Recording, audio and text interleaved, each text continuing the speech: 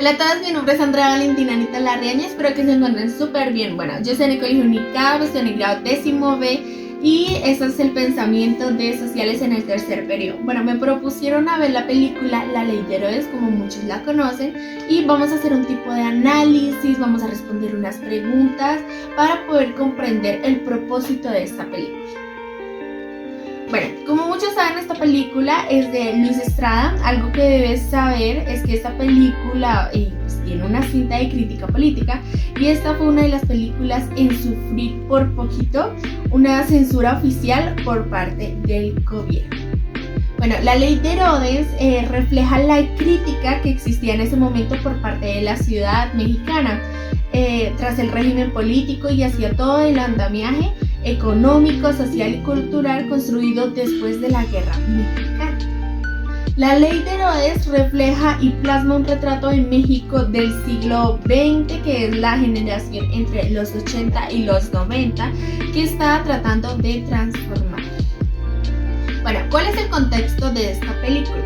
Antes de comenzar eso, quería decirles que todo es un guión que hice mientras tanto que miraba la película, no es nada copiado de internet, nada.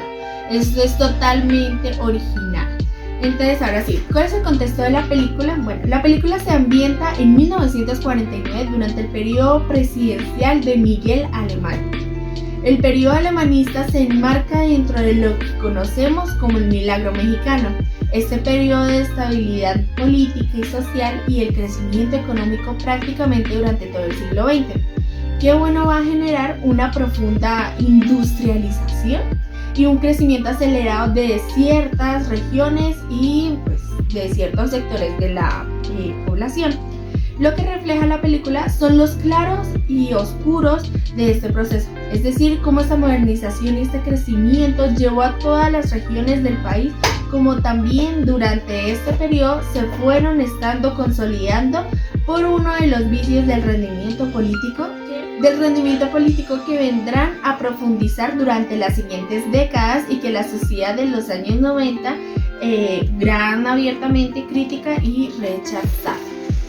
Bueno, es curioso que la película se graba en un contexto similar a los años 50, es decir, un periodo durante el cual desde las cúpulas de la élite política se está promoviendo un cambio, una modernización, una transformación en el modelo económico para apertura hacia el exterior, firma de tratados de libre comercio, y entonces es curioso o cómo de alguna manera existe paralelismo y bueno, entre lo que está ocurriendo o al momento de filmar la película y el momento histórico que se está grabando de plasmar. Bueno, pues la trama de esta película se gira todo en torno a Juan Vargas, que es ¿cómo les digo? Como es un presidente de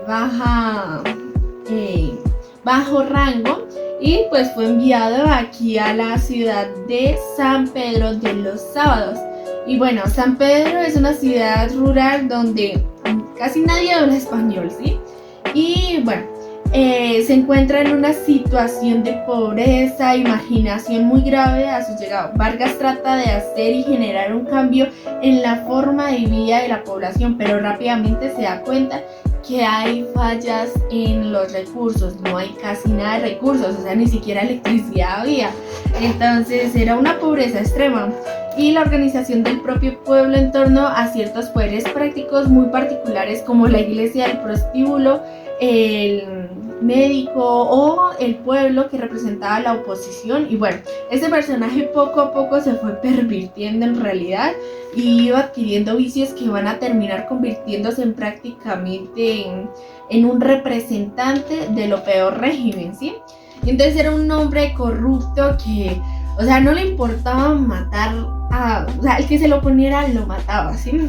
Como podemos ver ahí en la película. Entonces calumnia con tal de los graciosos objetivos y vamos viendo la descendencia moral del personaje conforme avanza la cinta, ¿sí? Y La Ley de Herodes es una crítica mordaz al sistema político del régimen de la Revolución Mexicana. Bueno, no sé si sabes, pero la película de Herodes dice o te chingas o te jodes. Entonces es un refrán que se refiere que debes hacer algo que no quieres, pero te obligan a hacerlo y lo debes hacer por el bien propio.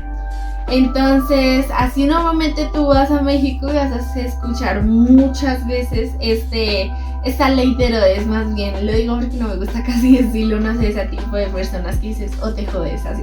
Entonces, bueno, comencemos, sigamos. Esta película, en la forma tan mordaz en que se percibe la realidad mexicana, en la sátira, en los visibles y ridículos que llegan a ser algunos de los personajes. Y bueno, esta película tuvo un gran éxito en taquilla en México, como ya mencionamos, tuvo un intento de descenso que terminó pues favoreciendo mucho más, porque me imagino la gente como que diría, oye, imagínate que la película La Ley de Herodes casi la censuran y no la quitaron, vamos a verla, pues sí, debe estar algo bueno.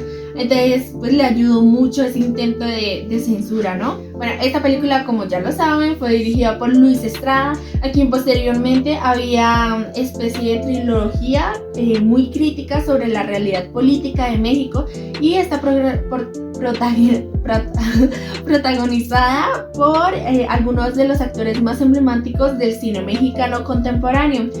La película fue nominada a 14 Alien, y 3 de los cuales recibió 11, incluyendo Mejor Película, y a los 20 años de su estreno podemos identificar algunos elementos que siguen siendo pues dolorosamente vírgenes de desigualdad imperante en algunos sectores de la población mexicana, en la región, en la relación de poderes fácticos y clase política. Siguen simplemente es que poderosos verán identificar el día de hoy. Creo que pues no son inclusivos del México, que pueden ver en prácticamente todo el mundo, pero que la película plasma, que son representativos de la realidad mexicana, una realidad mexicana muy particular.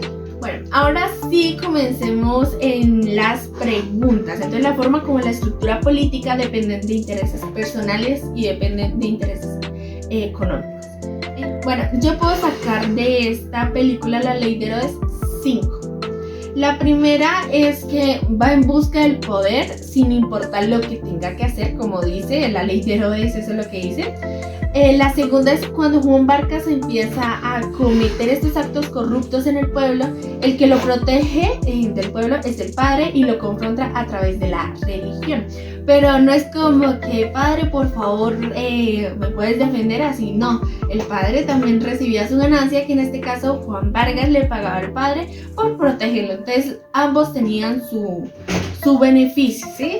Entonces, mientras tanto que Juan Vargas lo protegía al padre, el padre estaba recibiendo su plata por pues proteger a Juan Vargas. La tercera es que Doña Lupe soborna a Juan Vargas y lo encamina hacia la corrupción. Pues el económico pues es que lo sobornó Doña Lupe. Como ya saben, Doña Lupe trabajaba en algo ilícito, ¿sí? Algo que no era muy bueno, si lo hablamos ahorita a nivel natural, ¿sí? Y bueno, la tercera es tener dinero para sus bienes, porque cobraba impuestos absurdos por todo. Y pues al que le decía, no, yo por qué voy a pagar eso, lo metía a la cárcel. Si no le pagaba, bueno, no me paga, lo meto a la cárcel. Entonces, el quinto es tener su propio dinero, ¿sí? Para su propio beneficio. Entonces le pedía a todos los aldeanos por infracciones más mínimas, igual como lo que había pasado de los impuestos que le cobraban. Ahorita pide infracciones muy mínimas para supuestamente poner muchos postes de luz, que ahí tengo mucha luz, ¿sí? Ya que tenga electricidad ese pueblito. Pero en realidad solo puso uno y el resto, ya que, o sea, se lo dio a él. Entonces, ¿qué es lo que significa? Que pues la gente ahí quedó como por fin pusieron un poste de luz y que chévere, pero en realidad no tenía casi nada. O sea, por un poste de luz no vale casi nada, ¿sí? Entonces, bueno, pues esto yo creo que fue el análisis de esta película de La Ley de Herodes. Respondí las preguntas de interés personal e interés económico. Espero que te haya gustado muchísimo y bueno, nos vemos en el cuarto periodo. Bye.